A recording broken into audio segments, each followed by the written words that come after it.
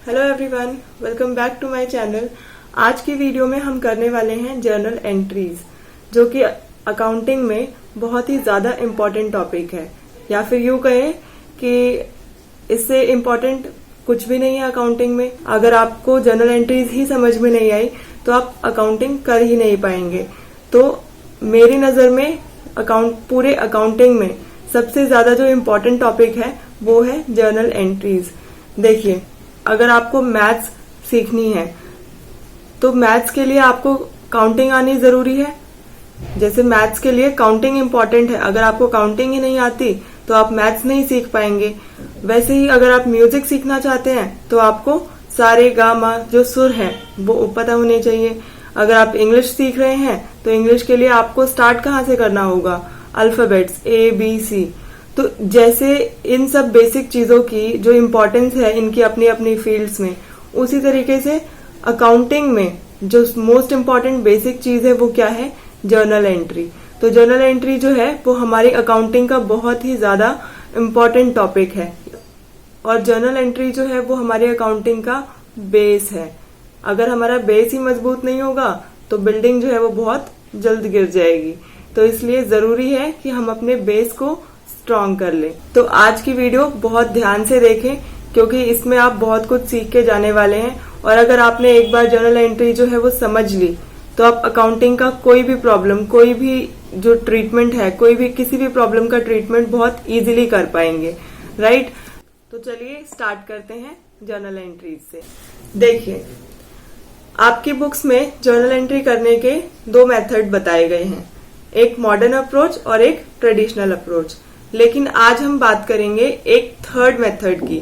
अब कुछ लोग कहेंगे कि जब बुक में दो ही मेथड बताए गए हैं तो ये थर्ड मेथड कहाँ से आया। मेरी नजर में ये जो थर्ड मेथड है वो ही इम्पोर्टेंट है। अगर आपको ये थर्ड मेथड समझ में आ गया तो आपको फर्स्ट जो आपके दो मेथड्स दिए गए हैं उनको अप्लाई करने में कोई भी डिफिकल्टी नहीं होगी। जो ये थर्ड मेथड आपको मैं बताने वाली हूँ, ये मेथड नहीं है, ये एक्चुअल में क्या है, एक कॉन्सेप्ट है, जो कि इन दोनों मेथड जो आपकी बुक में बताए गए हैं, traditional approach and modern approach, इन दोनों मेथड के पीछे लगने वाला जो कॉन्सेप्ट है उसको मैं आज आपको एक्सप्लेन करने वाली हूँ। तो बहुत ध्यान से सुने इस कॉन्सेप्ट को, क्योंकि ये कॉन्सेप्ट लाइफ टाइम आपके साथ रहने वाला है। और अगर आपने एक बार इसको अच्छे से कर लिया तो जर्नल एंट्री जो है वो आप लाइफ टाइम भूलेंगे नहीं, और कभी भी इसके पीछे का जो लॉजिक है वो आपके माइंड से नहीं जाएगा। तो आइए हम इस लॉजिक को डिस्कस करते हैं। हम अभी फिलहाल के लिए जो फाइनेंस एस्पेक्ट है और जो हमारा बिजनेस है उसको छोड़ के हम पर्सनल बातें करते हैं। पर्सनल एग्जाम्पल्स लेके हम पहले डिस्कस करना शुरू करते हैं, फिर उसके बाद जब हमें कॉन्सेप्ट समझ में आएगा तो हम उसको इजीली अपने जो फाइनेंशियल डोमेन है उसमें अप्लाई कर पाएंगे। तो देखिए, मैं आप सबसे एक सवाल पूछती हूँ। आपके घर में आपके दीदी, भैया, पापा या मम्मी कोई भी काम करते होंगे, ऑफिस जाते होंगे, बिजनेस चलाते होंगे, या फिर किसी भी तरीके का कोई काम ऑब्वियसली करते होंगे।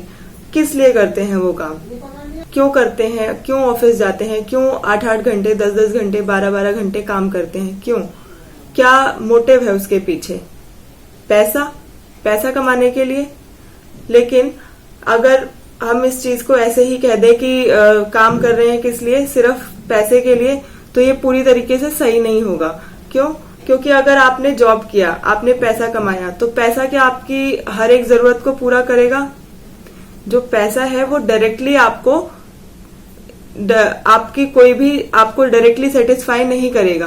पैसा क्यों चाहिए आपको? जो आपकी जरूरतें पूरी करनी है उसको पूरा करने के लिए कुछ सामान चाहिए, कोई गुड्स चाहिए। उसको खरीदने के लिए जो पैसा है वो इम्पोर्टेंट है, राइट। यानी हम पैसा जो जॉब कर रहे हैं, हम जो काम कर रहे हैं वो किस लिए कर रहे हैं? पैसा कमाने के लिए। लेकिन पैसा कमाने के साथ साथ उसका एक और मोटिव है, वो क्या है? हमारी जो जरूरत की चीजें हैं उनको हम खरीद सकें। क्लियर? अब अगर यहाँ पे हम इन दोनों चीजों को रखें कि हम काम किस लिए कर रहे हैं, पैसा कमाने के लिए, और दूसरा अपनी जरूरत की चीजें खरीदने के लिए, ठीक है, तो ये भी पूरी तरीके से ठीक नहीं होगा। क्यों? क्योंकि हम सिर्फ पैसा कमा के चीजें नहीं खरीदते हैं, कोई गुड्स नहीं खरीदते हैं, उसके साथ में हम सर्विसेज भी डिमांड करते हैं, हम कुछ सर्विसेज भी लेते हैं। जैसे आप डेली लाइफ में देख लीजिए, आपके फोन में डेटा है, आपने इंटरनेट डलवाया, अब उसके बदले में आपने कंपनी को पैसा दिया, ठीक है। पैसा देके आपने क्या खरीदा? कोई ऐसी चीज खरीदी जिसको आप हाथ में ले सकते हैं, पकड़ सकते हैं? नहीं, आपने क्या खरीदी? उनकी सर्विस खरीदी।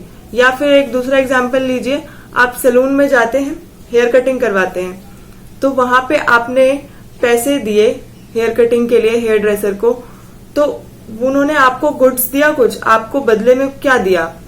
उन्होंने कोई चीज नहीं दी आपको, उन्होंने आपको क्या दिया? अपनी सर्विस दी, हेयर कटिंग की सर्विस दी। तो यानी हम यहाँ पे जो इम्पोर्टेंट चीजें देख रहे हैं, जो हमने अभी हमारा जो क्वेश्चन था स्टार्टिंग में, उसका आंसर क्या निकला? हम काम क्यों कर रहे हैं? क्योंकि हमें पैसा चाहिए, और पैसे से हम क्या करेंगे? दो चीजें करेंगे, या तो कोई सामान खरीदेंगे या फिर कोई सर्विसेज लेंगे, राइट। तो हमने यहाँ पे क्या देखा? हमें जो मनी है, मनी किस लिए चाहिए? दो चीजों के लिए। हमारा क्या पर्पस होगा? टू बाय थिंग्स, या फिर इसे हम गुड्स भी कहते हैं। ये तो हुई पहली चीज, पैसे का यूज। जो हमें पैसा चाहिए वो क्यों चाहिए? कुछ चीजें खरीदने के लिए। दूसरी चीज किस लिए हमने देखा? सर्विसेज के लिए। यानी आपकी फैमिली में जो भी लोग काम कर रहे हैं, जो भी पैसे कमा रहे हैं, वो सिर्फ पैसे के लिए नहीं कर रहे हैं काम, वो एक्चुअल में किस चीज के लिए वर्क कर रहे हैं? क्योंकि उन्हें आपकी जरूरतों को पूरा करने के लिए सामान खरीदना है या फिर कोई सर्विस खरीदनी है, राइट। तो यहाँ पे क्या हुआ? आपको जब सामान खरीदना है तो उसके बदले में आपको क्या देना पड़ रहा है? कुछ पैसा देना पड़ रहा है, या फिर हो सकता है कि कोई चीज खरीदने के लिए आपको बदले में पैसा या फिर कोई दूसरी चीज देनी पड़े। तो ये जो एक्टिविटी हुई, आपने कोई सामान खरीदा और अपनी तरफ से कोई सामान या पैसा दिया, तो ये जो एक्टिविटी हुई इसे हम क्या कहेंगे? लेन देन। क्या कहेंगे? लेन देन। यानी जो हमारा ट्रांजैक्शन होता है वो एक्चुअल में क्या है? कुछ लेना और बदले में कुछ देना। यानी हमें कुछ लेने के लिए उसके बदले में कुछ देना पड़ता है। कोई भी सामान हमें ऐसे ही नहीं मिलता, उसके बदले में या तो हमें कोई पेमेंट करनी पड़ेगी या फिर कोई चीज उसके बदले में देनी पड़ेगी, राइट। अब देखिए, इसी चीज को हम इसी चीज को हम क्या कहते हैं? जो ट्रांजैक्शन है वो क्या है? ऐसी एक्टिविटी जिसमें हम कोई सामान ले रहे हैं और बदले में कोई सामान दे रहे हैं। तो जर्नल एंट्री क्या हुई? उस ट्रांजैक्शन को रिकॉर्ड करना, उस ट्रांजैक्शन का जो डिटेल है, इंफॉर्मेशन है, उसको लिखित में अपने पास रखना, उसे क्या कहेंगे? Journal entry. तो हमारा जो लेन देन था उसको हमने नोट किया, तो हम क्या कहेंगे? उसे जर्नल एंट्री। अब देखिए, इस जर्नल एंट्री को मैं दो पार्ट्स में डिवाइड कर देती हूँ। पहला लेन और दूसरा देन। लेन मतलब कुछ गेट करना और देन मतलब गिव करना। अब जो हमारी जितनी भी फाइनेंशियल ट्रांजैक्शंस होती हैं वो सब या तो उसमें एक हिस्सा जो होता है वो लेन होता है और दूसरा हिस्सा क्या होता है? देन होता है। तो अब हम अपने डेली लाइफ के कुछ एग्जाम्पल्स लेंगे। अभी हम फाइनेंशियल टर्म्स में नहीं जा रहे, अभी हम अकाउंटिंग की बात नहीं कर रहे हैं, अभी हम क्या कर रहे हैं? पर्सनल बात कर रहे हैं। हमारी जो डेली लाइफ में होता है हम वो डिस्कस कर रहे हैं। मान लीजिए आपको आपके घर के लिए एक सोफा चाहिए। आप गए दुकान पे सोफा खरीदने, दुकान पे गए, आपने एक सोफा पसंद किया और सोफा ऑर्डर कर दिया, ठीक है। दुकान वाले ने क्या कहा? वो सोफा आप जैसे ही लेके लोगे वहां से, तो दुकान वाला क्या करेगा? आपसे तुरंत उसकी पेमेंट मांगेगा। ऐसा तो नहीं है कि वो सोफा जो है वो आपको दे देगा और ले जाइए, आपको पसंद आया तो अपने घर ले जाइए। ऐसा नहीं हो सकता ना। आप जब सोफा लेंगे, जैसे ही आपने सोफा फाइनल किया, मान लीजिए आपने 20,000 का एक सोफा पसंद कर लिया, तो वो शॉपकीपर क्या करेगा, जैसे ही आपको सोफा पसंद आया, आपने ऑर्डर फाइनल किया, वो वहीं पे एक बिल निकाल के देगा आपको, ये लीजिए आपका 20,000 का बिल। तो आपको बदले में वो सोफा जो है उसकी कीमत क्या है, 20,000, उसकी वैल्यू क्या है, 20,000। तो उसके बदले में आपको कुछ देना पड़ेगा। क्या मांग रहा है दुकान वाला, पैसे। ठीक है, तो यहाँ पे आप जब ये ट्रांजैक्शन को, ये एक्टिविटी को पूरा करेंगे, आप सोफा ले लेंगे, उसको पैसा दे देंगे, तो आपको यहाँ पे क्या मिला, क्या गेट किया आपने, सोफा, और क्या दिया आपने उसके बदले में, कैश में। मान लीजिए आपने कैश में पेमेंट कर दी। ठीक है, सोफा लिया और कैश दिया। तो जब हम जर्नल एंट्री करते हैं तो हम इसी चीज को हमेशा, लेन को हमेशा क्या करते हैं, डेबिट। लेन का मतलब क्या है, डेबिट, और देन का मतलब क्या है, क्रेडिट। ये चीज आप हमेशा याद रखें। जब भी कोई ट्रांजैक्शन आप कर रहे हैं तो लेन आपका हमेशा डेबिट होगा और देन आपका हमेशा क्रेडिट होगा। तो जो हमने पहला एग्जाम्पल लिया सोफे का, वहां पे आपको लेन यानी गेट में क्या मिला, सोफा, और देन में आपको देना क्या पड़ा, कैश। तो जब आप इसकी जर्नल एंट्री बनाएंगे, इसको जर्नल एंट्री की तरह दिखाएंगे, तो क्या होगा, सोफा, या फिर आप उसे फर्नीचर कह सकते हैं, फर्नीचर अकाउंट डेबिट और कैश अकाउंट क्रेडिट। क्लियर। जो मिला उसको हमने डेबिट कर दिया और जो हमने दिया उसको हमने क्या कर दिया, क्रेडिट कर दिया। ठीक है, अब दूसरा एग्जाम्पल लेते हैं।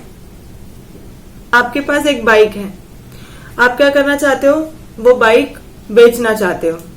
तो आपका एक फ्रेंड आया, उसको आपकी बाइक पसंद है, वो सेकेंड हैंड आपसे वो बाइक परचेज करना चाहता है।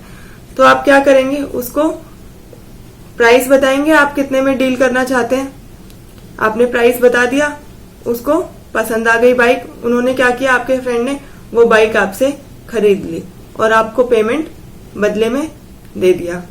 ठीक है, जब पेमेंट बदले में आपको दे दिया तो यहाँ पे आपको मिला क्या, गेट क्या हुआ, कैश,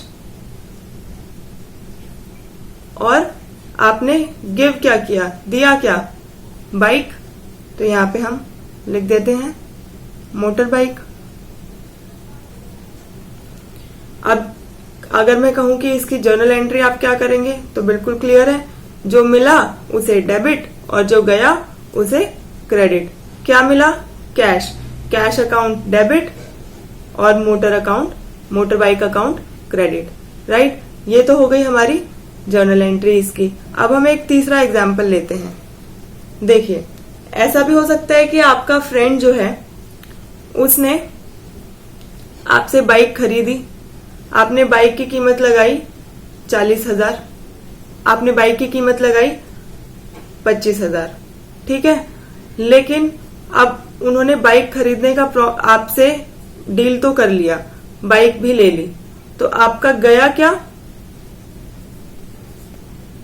मोटर बाइक। आपने दिया क्या, गिव क्या किया, मोटर बाइक। लेकिन ऐसा भी तो हो सकता है कि उन्होंने आपसे बात की और कहा कि देखो 25,000 की बाइक है, लेकिन मैं अभी आपको 15,000 ही दे सकता हूं और बाकी के 10,000 मैं बाद में दे दूंगा। ठीक है, तो आपने यहाँ पे जो 15,000 आपको मिला कैश में, वो तो आपको मिल गया कैश 15,000 के लिए, लेकिन बाइक कितने की गई है, 25,000 की। आपने तो 25,000 की कीमत लगाई थी, तो बाकी का जो 10,000 है वो कहाँ गया। क्या किया आपके दोस्त ने, आपको क्या बोला कि मैं ये 10,000 जो है बाकी के वो बाद में दे दूंगा। इसका मतलब उन्होंने 15,000, इस 25,000 की बाइक के लिए 15,000 तो आपको कैश में दे दिए, 10,000 के बदले में उन्होंने क्या दिया आपको, क्या दिया, एक प्रॉमिस। क्या दिया, प्रॉमिस, यानी एक वादा किया कि आपको इतने टाइम बाद, 1 दिन बाद या 2 दिन बाद या कुछ जो भी पर्टिकुलर टाइम उन्होंने डिसाइड किया, उतने टाइम में वो आपको 10,000 दे देंगे। तो अभी फिलहाल के लिए क्या दिया उन्होंने, एक प्रॉमिस, यानी ये जो ट्रांजैक्शन हमारी हुई, मोटर बाइक गई 25,000 की, कैश मिला हमें 15,000 का, और 10,000 के बदले में हमें क्या मिला, एक प्रॉमिस। तो उस प्रॉमिस का नाम हम क्या रखेंगे, जिसने वो प्रॉमिस किया उसके नाम से हम एक प्रॉमिस यहाँ पे रिकॉर्ड कर लेते हैं। ठीक है, 10,000 का हमें क्या मिला, प्रॉमिस मिला, वो हमने यहाँ पे लिख लिया। अब जब भी एक पर्सन प्रॉमिस करके जाता है तो वो हमेशा क्या होगा, कभी ना कभी वो प्रॉमिस जो है वो पूरा किया जाएगा, तो उस प्रॉमिस को खत्म भी करना पड़ेगा। तो फिलहाल के लिए जो जर्नल एंट्री हुई वो क्या हुई, कैश अकाउंट डेबिट, साथ में कैश अकाउंट कितने के लिए, 15,000 के लिए डेबिट, साथ में जो आपका फ्रेंड है उसके नाम से आपने एक प्रॉमिस जो है अपनी बुक में लिख के रख लिया। उस फ्रेंड के नाम से आप बना सकते हैं, मान लीजिए उसका नाम है मोहित, तो मोहित अकाउंट डेबिट 10,000 से, और क्रेडिट क्या होगा, आपकी मोटर बाइक जो आपने उसको बदले में दी है। क्लियर। तो यहाँ पे ये इस तरीके की ट्रांजैक्शन समझ में आई, जहाँ पे आपको कुछ थोड़ा सा हिस्सा जो है आपको कैश में मिल गया, लेकिन थोड़े हिस्से के बदले में एक प्रॉमिस मिला। ठीक है, अब हम एक देखते हैं फोर्थ सिचुएशन। जैसा कि आप पहले हमने देखा, सोफा लेने गए, आपने सोफा खरीदा था 20,000 का, उस टाइम पे हमने क्या देखा कि आपने कैश में पेमेंट तुरंत कर दी। ठीक है, तो वो ट्रांजैक्शन वहीं के वहीं खत्म हो गई, आपने लिया और दे दिया। ठीक है, उन्होंने सोफा दे दिया, आपने पैसे दे दिए, ट्रांजैक्शन खत्म हो गई। अब क्या होता है, मान लीजिए आपके पास 20,000 नहीं थे, उस वक्त आपके पास सिर्फ 10,000 थे, तो आपने 10,000 के बदले में क्या किया, उनको बोला कि आप कल आके वो 10,000 पे कर जाएंगे। ठीक है, तो यहाँ पे आपको मिला क्या, सोफा, कितने का, 20,000 का, और आपने बदले में शॉपकीपर को क्या दिया, कैश 10,000 का। क्लियर है। लेकिन जो बचे हुए 10,000 हैं उसके बदले में आप क्या दे के आए हैं शॉपकीपर को, एक प्रॉमिस। आपने एक प्रॉमिस दिया है कि आप उसको कल पेमेंट कर देंगे। तो आप यहाँ पे ये जो प्रॉमिस आपने दिया है उसको किसके नाम से रिकॉर्ड करेंगे, जिसको प्रॉमिस दिया है। मान लीजिए उसका जो शॉपकीपर है उसकी शॉप का नाम हो गया SR फर्नीचर। ठीक है, तो आपने SR फर्नीचर को एक प्रॉमिस कर दिया कि आप 10,000 उसको कल दे देंगे। ठीक है, तो यहाँ पे जो जर्नल एंट्री, अगर इसको हम जर्नल एंट्री में कन्वर्ट करना चाहें तो क्या बनेगा, सोफा या फिर फर्नीचर अकाउंट डेबिट 20,000 से और कैश अकाउंट क्रेडिट 10,000 से, और बचे हुए 10,000 जो हमने क्या दिया है उसके बदले में, प्रॉमिस, तो SR फर्नीचर क्रेडिट 10,000 से। क्लियर। अब ये हमारी 4 सिचुएशंस हो गई। मैंने पहले ही आपको बताया कि जब भी आप एक प्रॉमिस लिखते हैं, आपको प्रॉमिस कोई करके जाता है तो वो प्रॉमिस कभी पूरा भी करेगा। ठीक है, वैसे ही जब आप किसी को प्रॉमिस देते हैं तो आपको इन फ्यूचर वो प्रॉमिस पूरा करना पड़ता है। क्लियर। तो अब देखिए, आपके फ्रेंड ने आपको वादा किया था कि वो 10,000 आपको बाद में दे जाएगा, तो अब वक्त आ गया है उसके प्रॉमिस को पूरा करने का। तो आपका फ्रेंड आया अगले दिन, उसने क्या किया, आपको बचे हुए जो 10,000 थे वो आपको दे दिए। ठीक है, लेकिन आपने बदले में उसको क्या दिया, बदले में जो आपको देना था मोटर बाइक, वो तो आप पहले ही उसको दे चुके हैं। तो यहाँ पे आपको मिला क्या, कैश मिल गया, कितना, 10,000। लेकिन अब आपको बदले में क्या देना है, जो बदले में देने की चीज थी वो तो हम पहले ही दे चुके हैं, बाइक हमने उसको पहले ही बेच दी थी। लेकिन अब हमें क्या देना होगा, जो हमारा प्रॉमिस हमने अपनी बुक में रिकॉर्ड किया था वो प्रॉमिस अब पूरा हो रहा है, तो उस प्रॉमिस को हम खत्म कर देंगे। ठीक है, तो वो प्रॉमिस जो है वो यहाँ पे खत्म हो जाएगा। यानी मोहित के नाम से हमने वो प्रॉमिस क्रिएट किया था, उस प्रॉमिस को हमने खत्म कर दिया। क्लियर? तो ये जो ट्रांजैक्शन हुई, ये प्रॉमिस को खत्म करने की ट्रांजैक्शन हुई। अब यहाँ पे क्या होगा? कैश अकाउंट डेबिट और मोहित अकाउंट क्रेडिट। क्लियर? अब देखिए, आपने भी तो एक प्रॉमिस किया था शॉपकीपर को, तो अब वो शॉपकीपर को दिया हुआ प्रॉमिस आपको पूरा करना है। ठीक है, तो आप कैसे पूरा करेंगे? आप क्या करेंगे? आपने प्रॉमिस क्या किया था? उस प्रॉमिस की वैल्यू क्या थी? 10,000। 10,000 आपको क्या करना था? देना था। उस समय आपने क्या दिया था? प्रॉमिस। आप क्या करेंगे? आप प्रॉमिस के बदले जो आपको देना था उस वक्त, वही चीज आप अब उस शॉपकीपर को दे देंगे। क्या देंगे? कैश। हमने गिव क्या किया? कैश 10,000। लेकिन इसके बदले में हमें मिला क्या? जो मिलना था वो तो हम पहले ही ले आए थे, का प्रॉमिस किया था। तो अब हम क्या करेंगे? जो हमें मिलना था वो तो हमें पहले ही मिल चुका है, लेकिन हमने जो प्रॉमिस क्रिएट किया था अब उस प्रॉमिस को खत्म करेंगे। यानी एसआर फर्नीचर, जो हमने एक प्रॉमिस रिकॉर्ड किया था अपनी बुक में कि हमें ये प्रॉमिस पूरा करना है, अब वो पूरा हो गया, तो उसे हम यहाँ पे अब खत्म कर देंगे। क्या होगा? एसआर फर्नीचर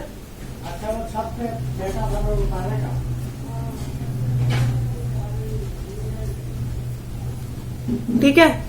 तो एसआर फर्नीचर क्या हुआ? हमारा प्रॉमिस जो है वो यहाँ पे, पहले हमने एक प्रॉमिस क्रिएट किया था, वो खत्म हो गया। तो ट्रांजैक्शन का अगर जर्नल एंट्री देखें तो क्या बनेगा? SR furniture debit to cash. Clear है? अब देखिए, इन ट्रांजैक्शंस को हम अपनी फाइनेंशियल टर्म्स में समझते हैं। ये जो ट्रांजैक्शन हुई, ये क्या हुई? परचेज करने की। जब भी आप कोई सामान खरीदेंगे तो क्या होगा? उस सामान का अकाउंट आपका डेबिट हो जाएगा, बदले में आपने जो दिया वो क्रेडिट हो जाएगा। ऐसे ही आपने जब कोई चीज बेची तो आपने जो बेचा वो क्रेडिट हो गया, जो खरीदा वो, जो मिला वो डेबिट हो गया। कैश में आपने बेचा, कैश मिला तो आपका डेबिट हो गया। अब ये जो थर्ड ट्रांजैक्शन थी, यहाँ पे आपने क्या देखा? आपने कैश लिया, फ्रेंड का एक प्रॉमिस मिला और बदले में आपने एक मोटर बाइक दी। यानी ये क्या बना? आपका डेटर। आपकी फाइनेंशियल बुक्स में आप इसको, आप जो फ्रेंड का प्रॉमिस है उसे क्या कहेंगे? डेटर। आपका डेटर क्रिएट हो गया यहाँ पे। ठीक है। ऐसे ही अगले ट्रांजैक्शन में जब आपने पेमेंट करने का वादा किया दुकानदार को कि आप ये पेमेंट करेंगे इन फ्यूचर, तो आपने क्या किया? यहाँ पे फाइनेंशियल टर्म्स में क्या किया? एक क्रेडिटर क्रिएट किया। राइट? क्रेडिटर क्रिएट किया। ऐसे ही यहाँ पे जब आपको आपके फ्रेंड ने वादा पूरा कर दिया तो उसने क्या किया? डेटर वाली जो डेटर बना हुआ था, उसने डेटर की पेमेंट पूरी कर दी, यानी डेटर खत्म हो गया। ऐसे ही हमारा, जब हमने अपना प्रॉमिस पूरा किया तो हमने क्रेडिटर को पेमेंट की और हमारा क्रेडिटर खत्म हो गया। क्लियर? तो ये जो कंडीशंस थी हमारी डेली लाइफ की, रियल लाइफ की, पर्सनल एग्जांपल्स थे, इनको हम फाइनेंशियल टर्म्स में भी समझ गए कि किस तरीके से वर्क करती है जर्नल एंट्रीज। अब देखिए, एक सिचुएशन है, ऐसी सिचुएशन भी आ सकती है कि आपको कुछ मिल जाए, बदले में आपको कोई सामान मिल जाए, लेकिन बदले में आप कुछ नहीं दे रहे हैं। ऐसा कैसे हो सकता है? मान लीजिए आप रास्ते पे जा रहे थे, आपको फोन मिल गया, गिरा हुआ एक फोन किसी का मिल गया, बदले में आपने कुछ दिया? नहीं, लेकिन मिला क्या? फोन। तो अब इस चीज को हम क्या कहेंगे? जब आपको कुछ देना नहीं पड़ता लेकिन मिल जाता है। लेन तो हुआ लेकिन देन नहीं हुआ, तो क्या हुआ? मिला लेकिन दिया नहीं, तो ये हमारे लिए क्या हुआ? फायदा हो गया। इसे हम क्या कहेंगे? प्रॉफिट। यानी तीसरी चीज जो है यहाँ पे एक निकल के आई, वो क्या है? प्रॉफिट। ठीक है। तो जब आपको लेन तो हो जाता है लेकिन देन नहीं करना पड़ता, आपको बदले में कुछ देना नहीं पड़ता, तो उस ट्रांजैक्शन को हम क्या कहते हैं? प्रॉफिट कहते हैं। अब देखिए ये जो एग्जांपल हमने लिया प्रॉफिट का, कि जहां पे हमें लेन हुआ लेकिन देना नहीं पड़ा, देन नहीं हुआ, तो क्या हमें मिला? क्या? मोबाइल, ठीक है। और देना क्या पड़ा? कुछ भी नहीं, कुछ नहीं दिया हमने, तो हम क्या करेंगे? यहाँ पे इसको प्रॉफिट रिकॉर्ड कर लेंगे। क्लियर है? तो यहाँ पे क्या होगा? मोबाइल डेबिट हो जाएगा और प्रॉफिट हमारा आ गया, प्रॉफिट क्रेडिट हो जाएगा। ठीक है। बदले में हमने कुछ नहीं दिया, मिला हमें लेकिन दिया नहीं, तो वो क्या चीज हुई हमारे लिए? प्रॉफिट हो गई। ऐसे ही हो सकता है कि आपका कोई सामान आप दे दें और आपको बदले में उसके कुछ ना मिले। अब ऐसा कैसे हो सकता है? मान लीजिए आपकी फैक्ट्री में सामान रखा हुआ है और वहां पे आग लग गई। ठीक है। आग लगने से क्या हुआ? सामान जल गया। तो सामान तो आपका चला गया लेकिन बदले में आपको कुछ मिला? नहीं मिला। तो ये क्या हुआ? आपके लिए नुकसान हो गया। तो यहाँ पे हमें जो चौथी चीज देखने को मिली वो क्या हुआ? लॉस, नुकसान। ठीक है। ये क्या था? हमारा फायदा। जब हमें लेन हुआ, देन नहीं हुआ, फायदा। अब यहाँ पे देन तो करना पड़ा लेकिन लेन कुछ हुआ ही नहीं, मिला ही नहीं कुछ, तो नुकसान हो गया। ठीक है। तो यहाँ पे अब जब हम इसको रिकॉर्ड करेंगे तो क्या होगा? आपका स्टॉक चला गया लेकिन बदले में आपको कुछ मिला ही नहीं। तो जब ऐसा होता है कि हमारे से कोई देन हो जाता है लेकिन लेन नहीं होता, तो उसे हम क्या करते हैं? लॉस। अब ये लॉस का रीजन कुछ भी हो सकता है, फायर है, थेफ्ट है, कुछ भी हो सकता है। हम अभी उसके रीजन पे नहीं जाएंगे, हमने बस जो एक्टिविटी हुई, एक ट्रांजैक्शन हुई, उसको नोट किया कि हमारा स्टॉक गया और कुछ मिला नहीं, यानी लॉस हो गया। तो हमारी जो डेली लाइफ है और हमारा जो अकाउंटिंग है, दोनों में ही यही जो 4 तरीके की ट्रांजैक्शन है यही होती हैं और हमें इन्हीं को क्या करना होता है? जर्नल एंट्री बना के अपनी बुक्स में रिकॉर्ड करना होता है। राइट। तो जर्नल एंट्री क्या है? जर्नल एंट्री क्या है? हमारी जो ट्रांजैक्शन है उसकी एक डिटेल है, उसकी एक नोटिंग है। कोई भी ट्रांजैक्शन अकाउंट्स में, बुक्स में कहाँ पे रिकॉर्ड करी जाएगी, कैसे उसका इम्पैक्ट होगा, क्या असर डालेगी वो हमारी फाइनेंशियल पोजीशन पे, उसका जो रूट कॉज होता है वो कहाँ होता है? हमारी जर्नल एंट्री में। राइट। जर्नल एंट्री से ही वो जो ट्रांजैक्शन है रिकॉर्ड होके डिफरेंट अकाउंट्स में डाली जाती हैं। ठीक है। तो जर्नल एंट्री में 2 चीजें हमने देखी, एक साइड होता है लेन और एक होता है देन, डेबिट और क्रेडिट। लेन क्या है? डेबिट, और देन क्या है? क्रेडिट। सिंपल। तो इस तरीके से जब आप इस कॉन्सेप्ट को समझ जाएंगे, इस कॉन्सेप्ट को अपने एग्जाम्पल्स में, अपनी जर्नल एंट्रीज में अप्लाई करने लगेंगे, तो आपकी एंट्रीज जो है वो कभी भी गलत नहीं होंगी। और आपको वो जो 2 मेथड्स हैं, ट्रेडिशनल एंड मॉडर्न अप्रोच, उनकी जो टेक्निकलिटीज है उसमें फंसने की भी जरूरत नहीं है, वो भी आपको बड़े आराम से समझ में आ जाएंगी। तो उन दोनों जो मेथड के पीछे का लॉजिक था, जो हिडन लॉजिक है एक जर्नल एंट्री का, वो हमने आज समझ लिया है। आई होप आप सभी को अच्छे से समझ में आया होगा। अगर फिर भी कोई डाउट रह जाता है तो प्लीज कमेंट करके शेयर करें, मैं आपका वो डाउट जो है वो क्लियर करने की कोशिश करूंगी। तो आज की वीडियो का क्रक्स क्या है? आज की जो हमारी क्लास है, इस पूरी क्लास का क्रक्स क्या निकला कि जब भी कोई ट्रांजैक्शन होती है उसके 2 एस्पेक्ट होते हैं, एक होता है लेन, एक होता है देन। अकाउंटिंग में जर्नल एंट्री के किसी भी ट्रांजैक्शन के हमेशा डबल इफेक्ट होता है, इसीलिए हम जर्नल एंट्री को, या फिर जो हम अकाउंटिंग, फाइनेंशियल अकाउंटिंग कर रहे हैं, उसे हम डबल एंट्री सिस्टम भी कहते हैं। डबल एंट्री सिस्टम बेसिस पे ही हम उसको रिकॉर्ड करते हैं। ठीक है। तो आज हमारा जो जर्नल एंट्री का टॉपिक है उसके पीछे का जो हिडन लॉजिक था वो हमने एक्सप्लेन कर दिया, डिस्कस कर लिया और अच्छे से एग्जाम्पल्स के साथ समझ भी लिया। अब आप इसी लॉजिक को अपने दिमाग में रखें और जर्नल एंट्रीज पास करने की कोशिश करें। जर्नल एंट्रीज आप बहुत स्मूथली बड़े आराम से करते जाएंगे। बस 2 चीजें ध्यान रखनी है, what we get and what we give. जो भी हमें मिलता है उसे हमें डेबिट करना है और जो बदले में हमें देना पड़ रहा है उसे हमें क्रेडिट करना है। ठीक है, तो जर्नल एंट्री का क्रक्स आज के लिए इतना ही। नेक्स्ट वीडियो में हम जो आपकी बुक में जो 2 मेथड गिवन है, ट्रेडिशनल एंड मॉडर्न अप्रोच, वो भी एक्सप्लेन करेंगे। तब तक के लिए प्रैक्टिस करते रहें और सीखते रहें। Thank you, bye bye.